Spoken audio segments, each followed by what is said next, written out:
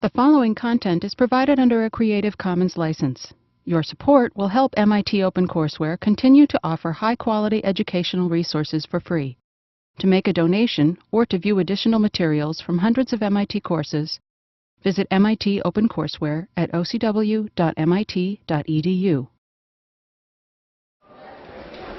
Today we're moving on from theoretical things from the mean value theorem to the introduction to what's going to occupy us for the whole rest of the course, which is integration. So in order to introduce that subject, I need to introduce for you a new notation, which is called differentials.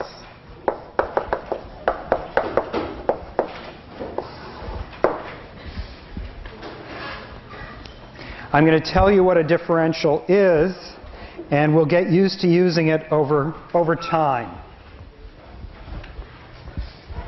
If you have a function which is y equals f of x, then the differential of y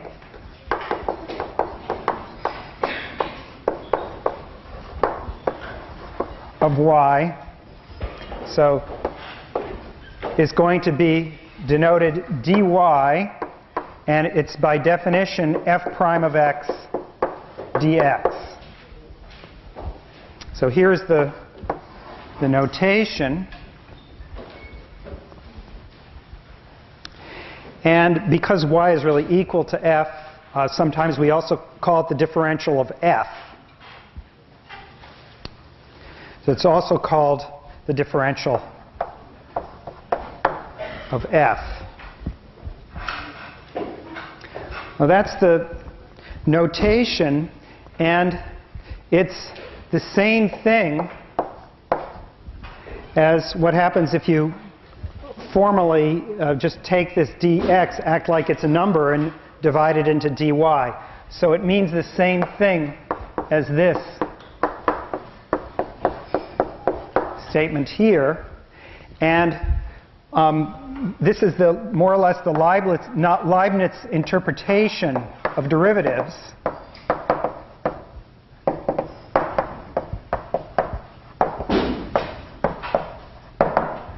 Of a derivative as a ratio of these so-called differentials. It's a ratio of what are known as infinitesimals.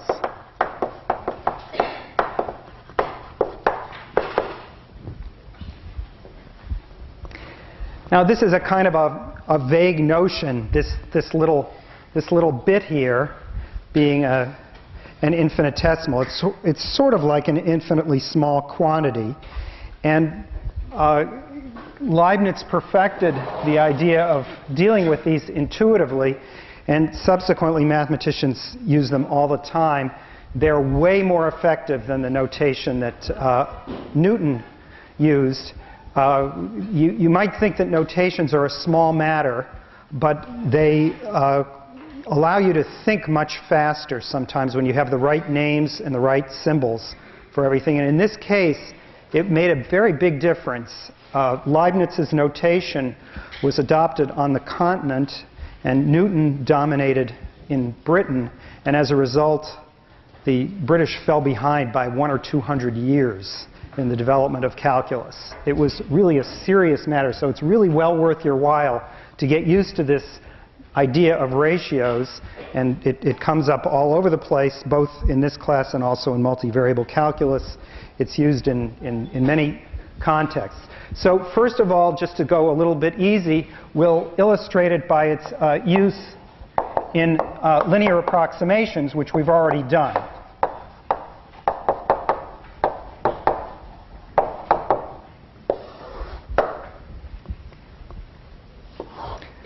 The picture here, which we've drawn a number of times, is that you have some function, and here's a value of the function. It's coming up like that. All right? So here's our function. And we go forward a little increment to a place which is dx further along. the idea of this notation is that dx is going to replace the symbol delta x, which is the change in x. And we won't think too hard about, well, this is a small quantity, this is a small quantity. We're not going to think too hard about what that means. Similarly, if you see how much we've gone up, well, this is kind of low, so it's a small bit here. So this distance here is, previously we called it delta y, but now we're just going to call it dy. Okay, so dy replaces delta y.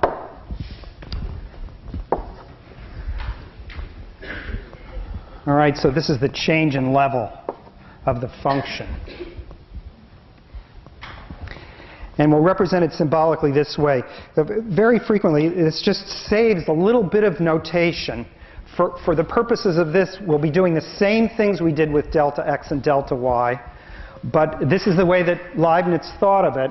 And he would just have drawn it with this. So this distance here is dx. And this distance here is dy.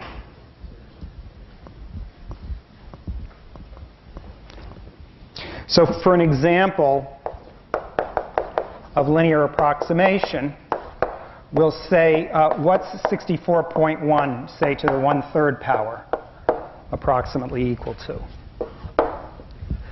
Now I'm going to carry this out in this new notation here. The function involved is x to the 1/3, and then its differential, dy.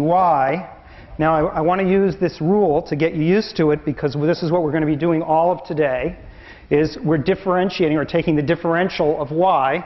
So that is going to be just the derivative. That's 1/3 x to the minus 2/3 dx.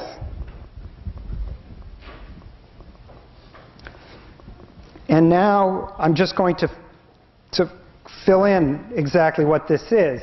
At x equals 64, which is the natural place to close by where it's easy to do the evaluations, we have y is equal to 64 to the 1/3, which is just 4. And how about dy? Well, so this is a little bit more complicated. Put it over here. So dy is 1/3 times 64 to the minus 2/3 dx. And that is 1/3 times 1/16 dx, which is 1/48 dx.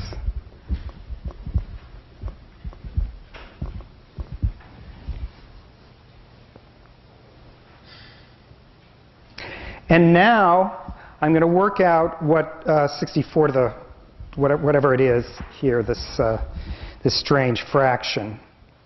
I just want to be very careful to explain to you one more thing, which is that we're using x is equal to 64, and so we're thinking of x plus dx is going to be 64.1.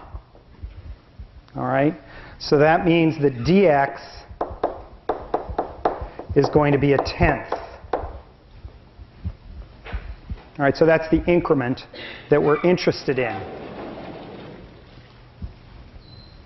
And now I can carry out the approximation. The approximation says that 64.1 to the 1/3 is, well, it's approximately what I'm going to call y plus dy. Because really the dy that I'm determining here is determined by this linear relation. dy is equal to 1/48 dx. And so this is only approximately true, because what's really true is that this is equal to y plus delta y in our previous notation. So this is in disguise, what this is equal to. And that's only approximately equal to what the linear approximation would give you. So really, even though I wrote dy as this increment here. What it really is, if dx is exactly that, is it's the amount that you would go up if you went straight up the tangent line. So I'm not going to do that because that's not what people write, and that's not even what they think. Right? They're really thinking of both dx and dy as being infinitesimally small, and here we're going to the finite level and doing it. So this is just something you have to live with, is a little ambiguity in this notation. All right, so this is the approximation, and now I can just calculate these numbers here. Y at this value is 4, and dy, as I said, is 1/48 dx. And that turns out to be 4 plus 1/480, because dx is a tenth. So that's approximately 4.002. And that's our approximation.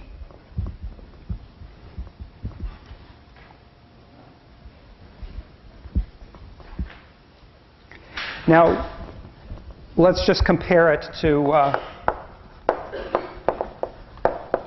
our previous notation.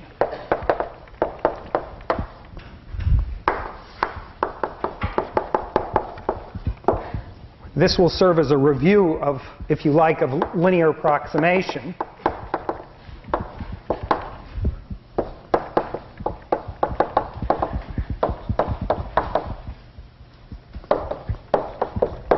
But what I want to emphasize is that these things are supposed to be the same. It's really the same thing. It's just a different notation for the same thing. I remind you, the basic formula for linear approximation is that f of x is approximately f of a plus f prime of a times x minus a. And we're applying it in the situation that a is 64 and f of x is x to the 1/3. And so f of a, which is f of 64, is of course 4. And f prime of a, which is a to the right 1/3, a to the minus 2/3, is in our case 1/16. No, 1/48. Okay, that's the same calculation as before. And then our relationship becomes x to the 1/3 is approximately equal to 4 plus 1/48 times x minus a, which is 64. So look, every single number that I've written over here has a corresponding number for this other method. And now if I plug in the value we happen to want, which is the 64.1, this would be 4 plus a 48th times a tenth, which is just the same thing we had before. So again,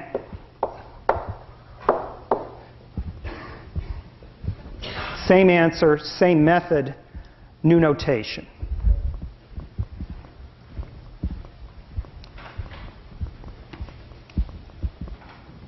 Well, now I get to use this notation in a novel way. So again, here's the notation, this notation of differential.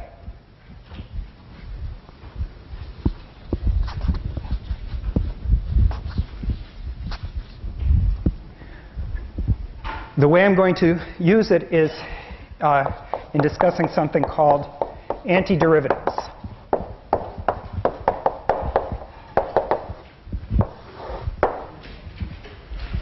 Again, this is a new notation now, but it's also a new idea. It's one that we haven't discussed yet. Namely, the notation that I want to describe here is what's called the integral of g of x dx. And I'll denote that by a function capital G of x. So it's you start with a function g of x and you produce a function capital G of x, which is called the antiderivative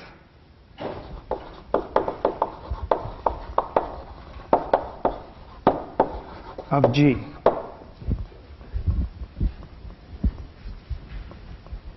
Notice there's a differential sitting in here. This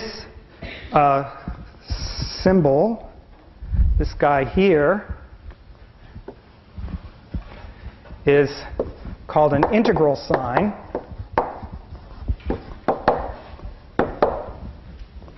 Or an integral, or this whole thing is called an integral. And another name for the antiderivative of g is the indefinite integral of g. And I'll explain to you why it's indefinite in just very shortly here. Well, so let's carry out some examples.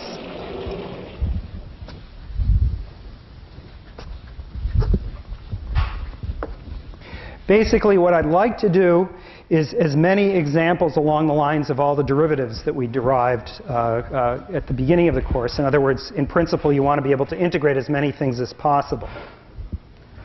We're going to start out with the integral of sine x dx. That's a function whose derivative is sine x. So what function would that be? Cosine x minus, right. It's negative cosine x. All right?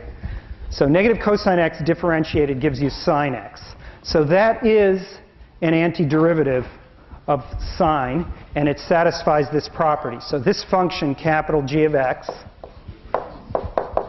equals negative cosine x, has the property that its derivative is sine x. On the other hand, if you differentiate a constant, you get 0. So this answer is what's called indefinite because you can also add any constant here, and the same thing will be true. So C is constant. And as I said, the integral is called indefinite, so that's an explanation for this modifier in front of the integral. It's indefinite because we actually didn't specify a single function. We don't get a single answer. Whenever you take the antiderivative of something, it's ambiguous up to a constant.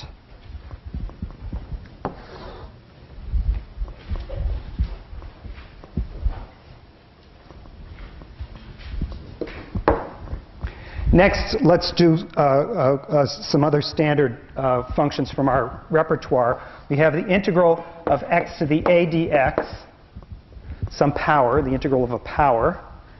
And if you think about it, what you should be differentiating is one power larger than that. But then you have to divide by 1 over a plus 1 in order that the differentiation be correct, right? So this just is the fact that d by dx of x to the a plus 1, or maybe I should even say it this way. Maybe I'll do it in differential notation. d of x to the a plus 1 is equal to a plus 1 x to the a dx. So if I divide that through by a plus 1, then I get the relation above. And because this is ambiguous up to a constant, it could be any additional constant added to that function. Now, the identity that I wrote down below is correct, but this one is not always correct. What's the exception? Yeah, a equals negative 1. So this one is okay for all a, But this one fails because we divided by 0 when a is equal to -1. So this is only true when a is not equal to -1.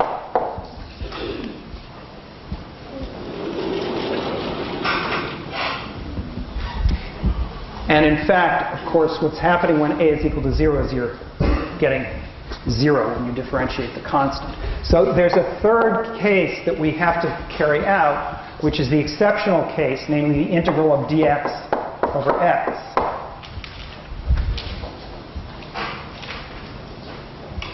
And this time,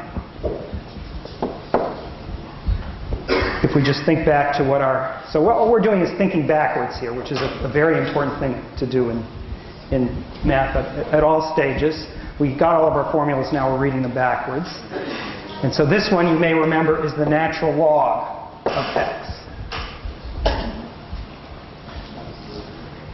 The reason why I want to do this carefully and slowly now is right now I also want to write the more standard form which is presented. So first of all, of course, we have to add a constant.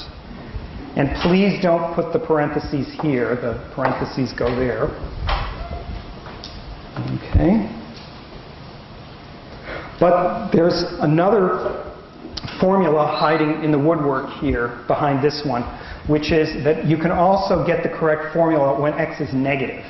And that turns out to be this one here. So I'm treating the case x positive as being something that you know. But let's check the case x negative.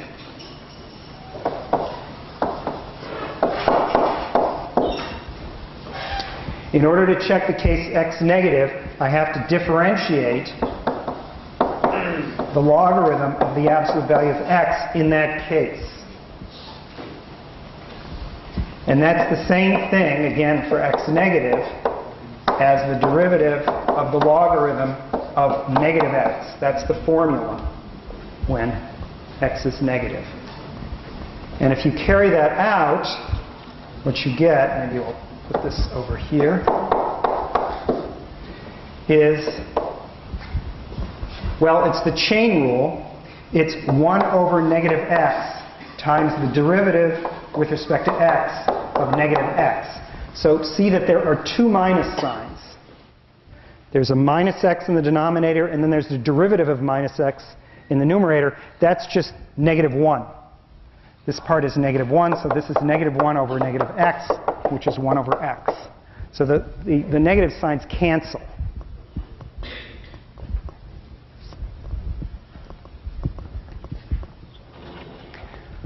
If you just keep track of this in terms of log negative x and its graph, that's a function that looks like this for x negative. And its derivative is 1 over x, I claim. And if you just look at it a little bit carefully, you see that the slope is always negative. Right? So here, the slope is negative, so it's going to be below the axis. And in fact, it's getting steeper and steeper negative as we go down.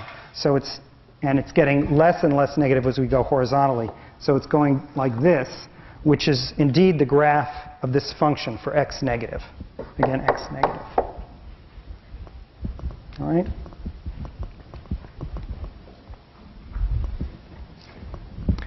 All right, so that's one other standard formula.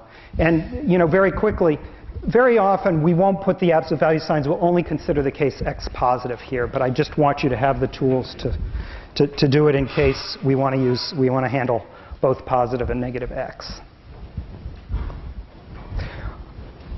Now, let's do two more examples.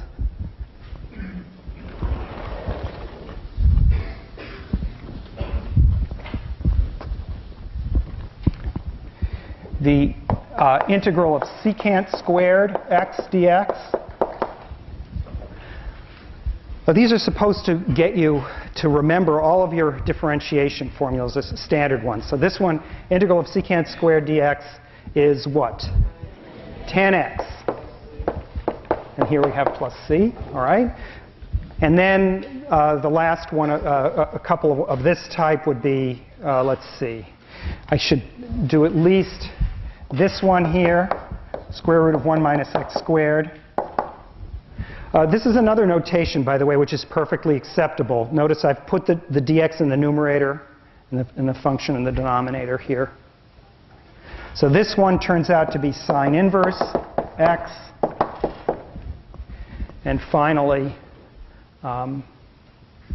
let's see, how about the integral of dx over 1 plus x squared.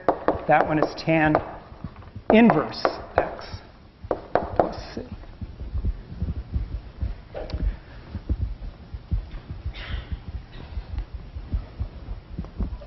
For a little while, because you're reading these things backwards and forwards, you'll find this happens to you on exams. It gets slightly worse for a little while. You will anti-differentiate when you meant to differentiate, and you'll differentiate when you meant to anti-differentiate. Don't get too frustrated by that, but eventually you'll get them squared away, and it actually helps to do a lot of practice with anti-differentiations because, or integrations as they're sometimes called, because that will solidify your remembering all of the differentiation formulas. All right, so last bit of information that I want to emphasize before we go on to more complicated examples is this.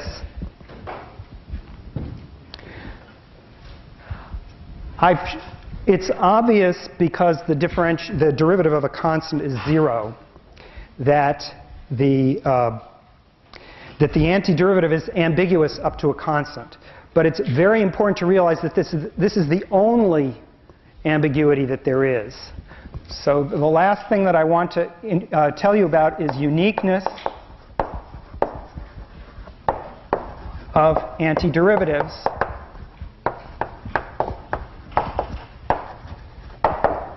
up to a constant.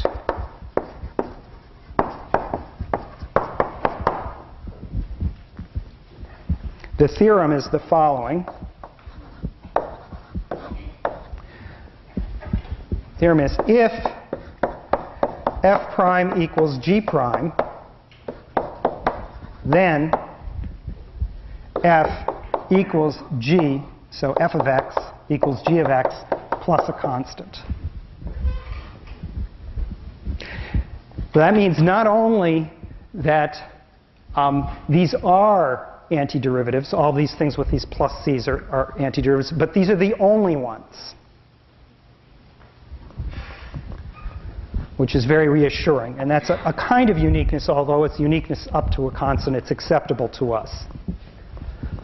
Now, the proof of this is very quick, but this is a fundamental fact. The proof is the following. If f prime is equal to g prime, then if you take the difference between the two functions, its derivative, which of course is f prime minus g prime, is equal to 0. Hence, f of x minus g of x is a constant.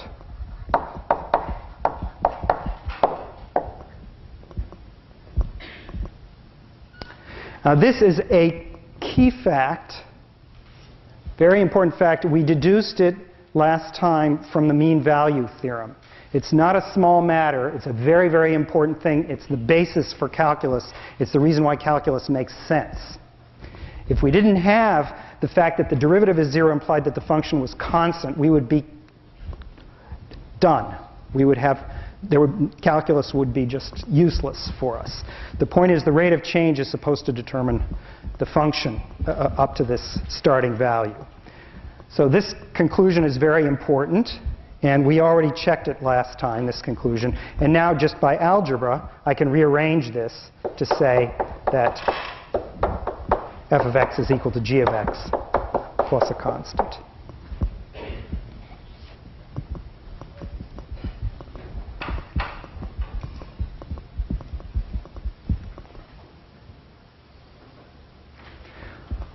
All right.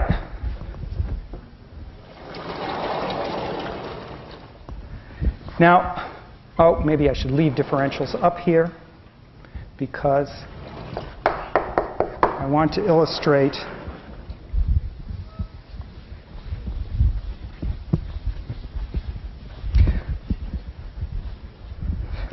all right, so let's go on to some trickier, slightly trickier integrals.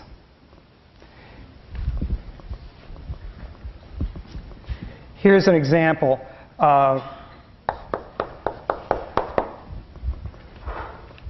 integral of, say, x cubed times x to the fourth plus 2 to the fifth power dx.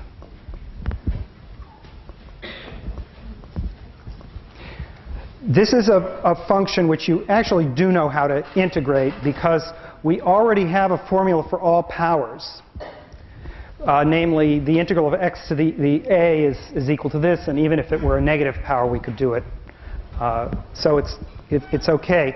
On the other hand, to expand the fifth power here is quite a mess, and this is just a very, very bad idea. There's another trick for doing this that evaluates this much more efficiently, and it's the only device that we're going to learn now for integrating. Integration actually is much harder than differentiation. Symbolically, it's quite difficult and occasionally impossible.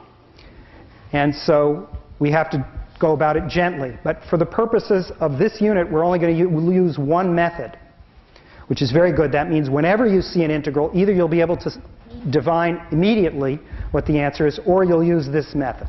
So this is it. The trick is called the method of substitution.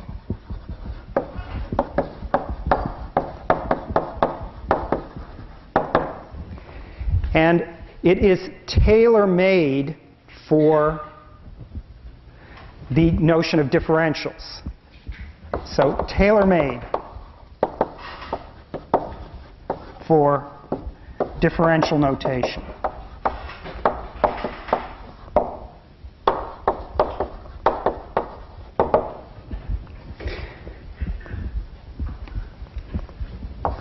The idea is the following. I'm going to define a new function, and it's the sort of messiest function that I see here. It's u is equal to x to the fourth plus 2. And then I'm going to take its differential, and what I discover if I look at its formula is, and the rule for differentials, which is right here, its formula is what? 4x cubed dx. Now, lo and behold, with these two quantities, I can substitute, I can plug in to this integral, and I will simplify it considerably. So how does that happen? Well, this integral is the same thing,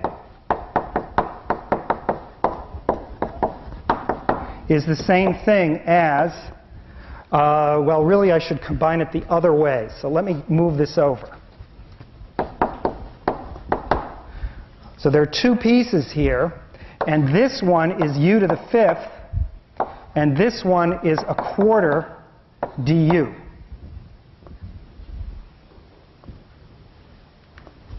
So that makes it the integral of u to the fifth du divided by 4. And that's relatively easy to integrate. That is just a power. So let's see. It's just a 20th u to the, whoops, not a 20th. The antiderivative of u to the fifth is u to the sixth with a 1/6. So it's 1 over 24 u to the sixth plus c. Now, that's not the answer to the question. It's almost the answer to the question. Why isn't it the answer? It isn't the answer because now the answer is expressed in terms of u, whereas the problem was posed in terms of this variable x. So we must change back to our variable here, and we do that just by writing it in. So it's 1/24 x to the fourth plus 2 to the power 6 plus c. Right? And this is the end. of the problem. Yeah, question.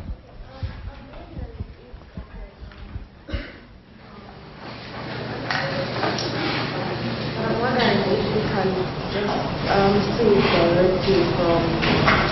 The question is, can you see it directly? Yeah, and we're going to talk about that in just 1 second. Okay?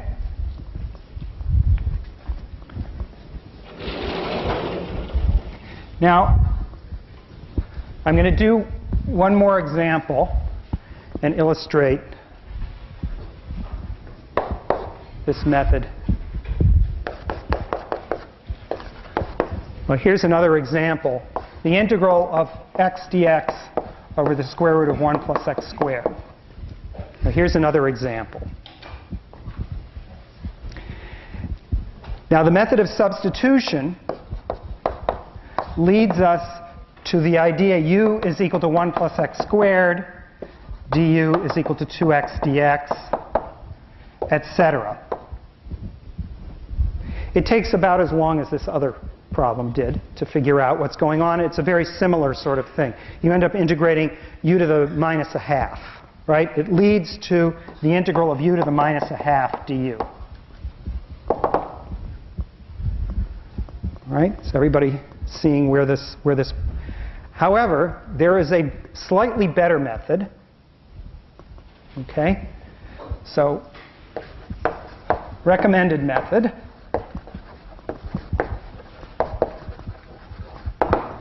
And I call this method advanced guessing.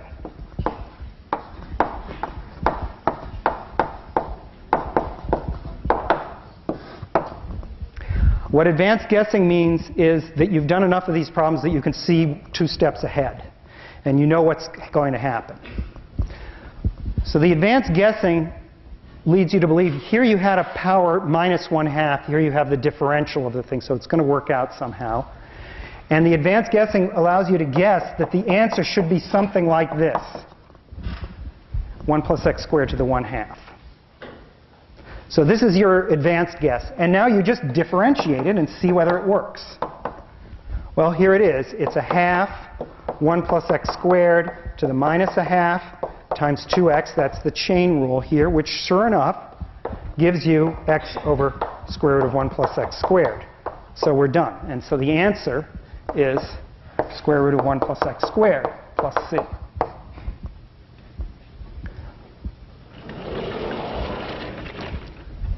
Let me illustrate this further with another example. I strongly recommend that you do this but you have to get used to it. So here's another example, e to the 6x dx.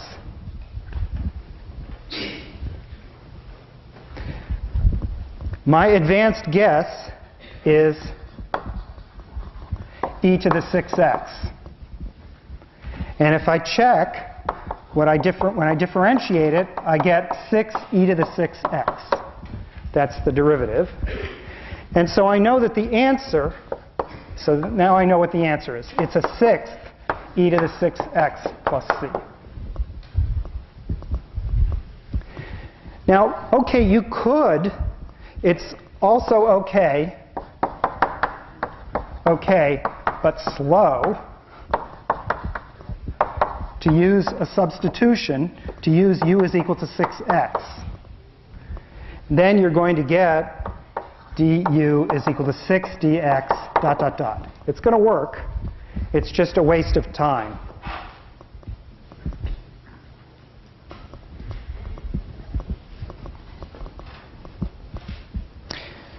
All right. Well, I'm going to give you a couple more examples.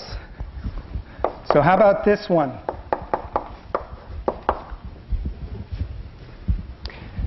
X times e to the minus x squared dx.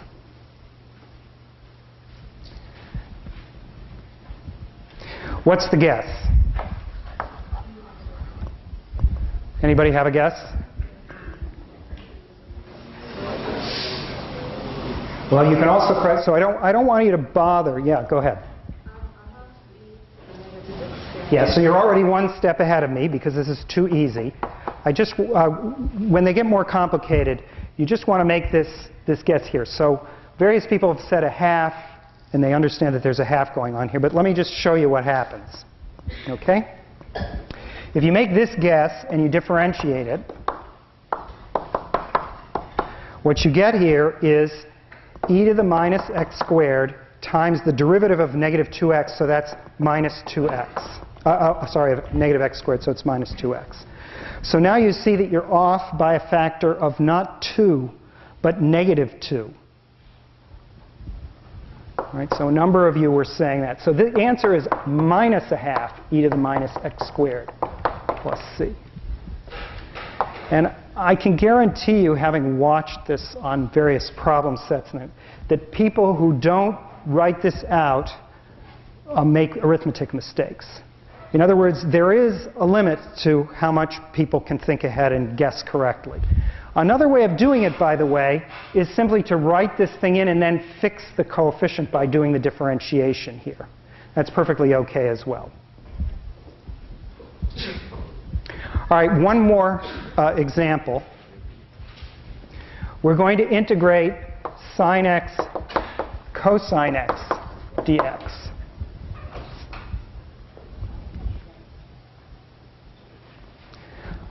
So what's a good guess for this one? Someone's suggesting sine squared x. So let's try that. Over 2. Well, we'll get the coefficient in just a second. So sine squared x, if I differentiate it, I get twice sine x cosine x. So that's off by a factor of 2. So the answer is a half sine squared x.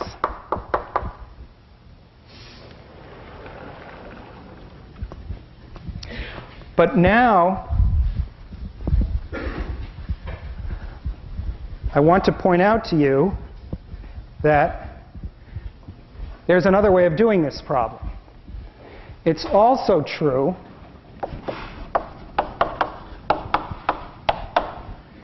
that if you differentiate cosine squared x, you get 2 cosine x times minus sine x. All right? So another answer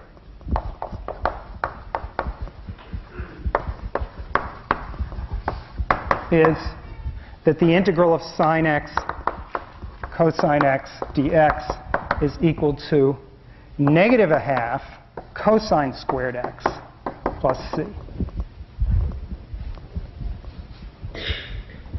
So what is going on here? What's the problem with this? They are unique integrals. Pardon me? They are unique. Integrals aren't unique. Integrals aren't unique. That's part of the... but somehow these two answers still have to be the same. Is it proof that you gave us earlier?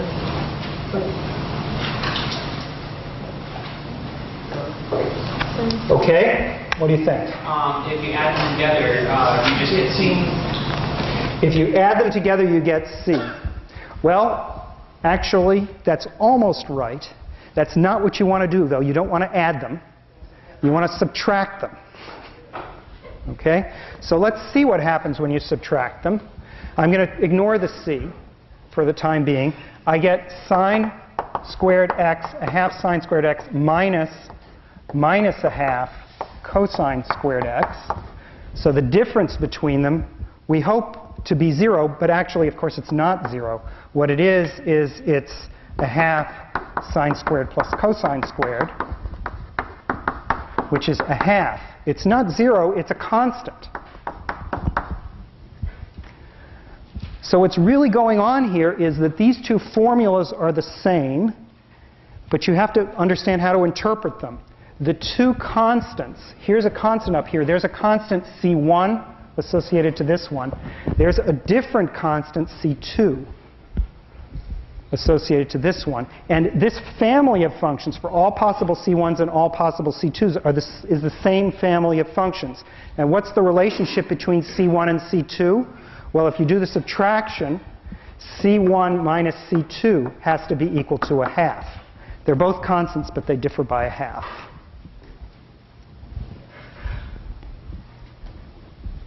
So this explains, when you're dealing with families of things, they don't have to look the same. And there are lots of trig functions which look a little different. So there can be several formulas that actually are the same, and it's hard to check that they're actually the same. You need some trig identities to do it. Okay, let's do one more example here.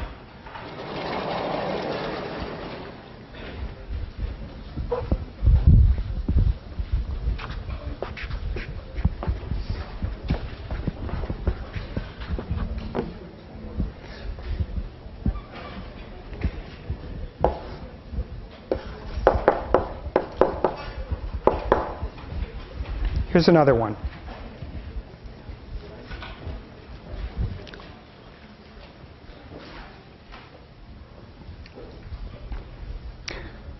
Now,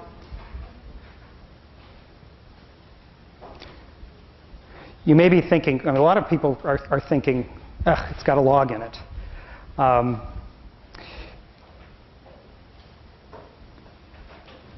If you're experienced, you actually can read off the answer, just the way there were several people who were shouting out the answers when we were doing the rest of these problems.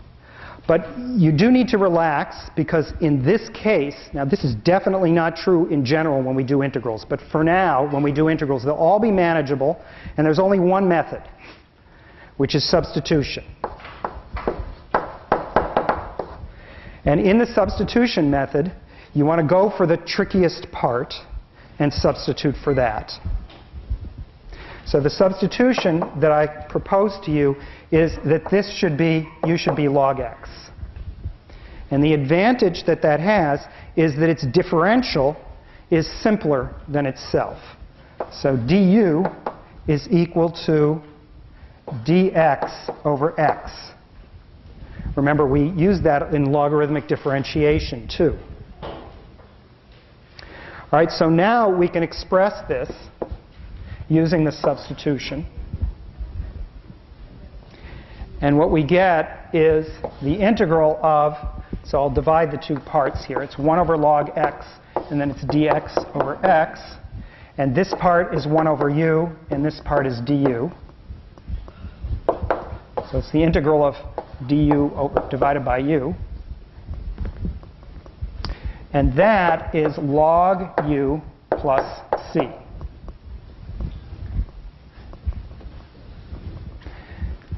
Which altogether, if I put back in what u is log